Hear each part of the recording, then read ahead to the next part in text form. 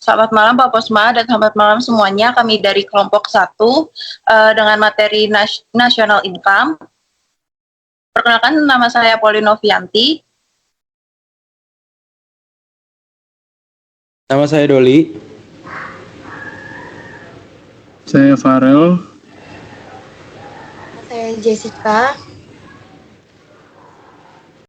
Oke, selanjutnya. Oke. Yang pertama kita masuk ke pendahuluan. Income pendapatan nasional nilai output barang yang diproduksi suatu negara dan menjadi sumber pendapatan bagi seluruh pelaku ekonomi. Konsep ini sangat penting karena mencerminkan seberapa besar kepastian produktif suatu negara serta bagaimana pendapatan itu dibagi dan digunakan. Dalam presentasi kami ini, kita akan mempelajari bagaimana pendapatan nasional terbentuk melalui kombinasi faktor produksi, bagaimana pendapatan tersebut didistribusikan ke pelaku ekonomi, serta bagaimana penggunaannya menciptakan keseimbangan dalam perekonomian. Oke, lanjut ke yang pertama, itu ada penentu produksi dan jasa. Output ekonomi ditentukan oleh pertama faktor produksi, modal atau bisa disebut dengan K, dan tenaga kerja bisa disebut dengan L. Fungsi produksi Y sama dengan F buka kurung K kali L. Dalam jangka panjang diasumsikan bahwa modal dan tenaga kerja tetap dan sepenuhnya digunakan. Teknologi menentukan efisiensi transformasi input menjadi output. Ya, sini kita akan melanjutkan dengan distribusi pendapatan nasional. Nah, dalam pendapatan nasional ini output ini dibagi kepada pemilik faktor produksi, yaitu pekerja, upah atau wage, dan pemilik modal atau sewa modal atau rent. Harga faktor produksi itu ditentukan oleh produktivitas marginal atau biasa disebut MPL dan MPK. Dalam pasar persaingan sempurna, setiap faktor itu dibayar sesuai kontribusinya. Jika fungsi produksi memiliki constant returns to scale, maka semua output habis dibayarkan ke faktor produksi tanpa sisa laba ekonomi. Nah, di sini ada dua grafik. Yang pertama di kiri ini kita dapat melihat menunjukkan berapa tingkat besarnya MPL. Di sini dibandingkan dengan output dan labor. Nah, titik tertinggi MPL adalah ada di paling atas sini.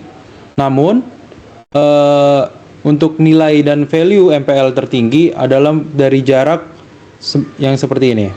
Dari awal, dari paling terendah. Tapi yang paling efisien adalah di atas. Lalu di sini ada grafik yang kita dapat lihat yaitu MPK. Selanjutnya, fungsi produksi Cobb-Douglas. Bentuknya F. Ini rumus dari Cobb-Douglas, yaitu F dalam kurung K dikali L sama dengan A atau efisiensi produktivitas dikali dengan K, lalu ada pangkat alfa, lalu labor pangkat 1 dikurang alfa. A itu apa? A itu merupakan total faktor produktivitas atau teknologi atau biasa disebut efisiensi produktivitas. Lalu alfa kontribusi modal terhadap output. Lalu 1 minus alfa itu adalah kontribusi tenaga kerja terhadap output.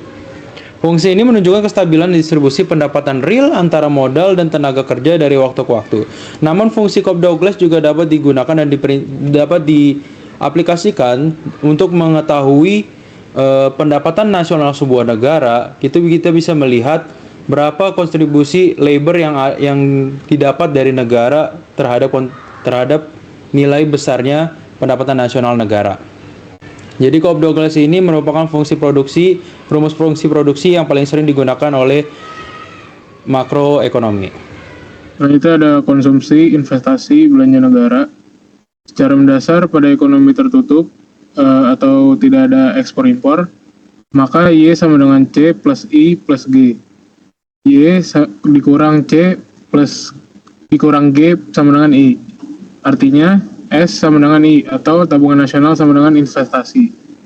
Fungsi konsumsi yaitu C sama dengan C dalam kurung Y kurang T.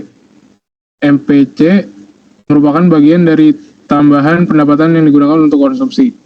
Hubungan ini digambarkan melalui fungsi linear positif antara pendapatan disposable dan konsumsi. Investasi menurun ketika suku bunga real naik. Biaya modal menjadi penghambat investasi ketika suku bunga tinggi. Investasi merupakan komponen paling fluktuatif dari permintaan agregat. Sisi penawaran ditentukan oleh Y sama dengan F dalam kurung K dan L. Sisi permintaan Y sama dengan C plus I plus G, karena G dan T eksogen. Keseimbangan ditentukan oleh penyesuaian suku bunga real agar tabungan nasional sama dengan investasi. Selanjutnya ada pasar dana pinjaman. Tabungan nasional dengan fungsi S sama dengan Y kurang C kurang G adalah penawaran dana. Investasi adalah permintaan dana. Suku bunga real menyesuaikan agar terjadinya keseimbangan tabungan nasional sama dengan investasi. Selanjutnya ada efek kebijakan fiskal.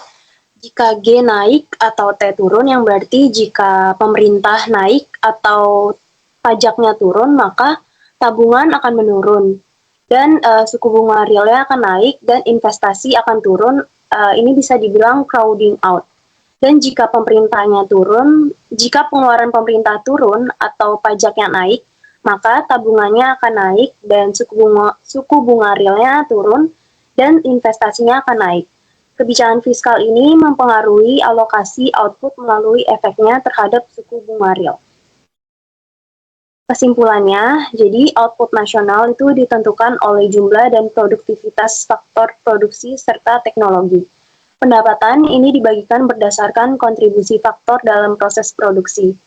Permintaan agregat mempengaruhi penggunaan output melalui konsumsi, investasi, dan belanja pemerintah. Pasar dana pinjaman adalah mekanisme utama yang menyatukan tabungan dan investasi melalui penyesuaian suku bunga real.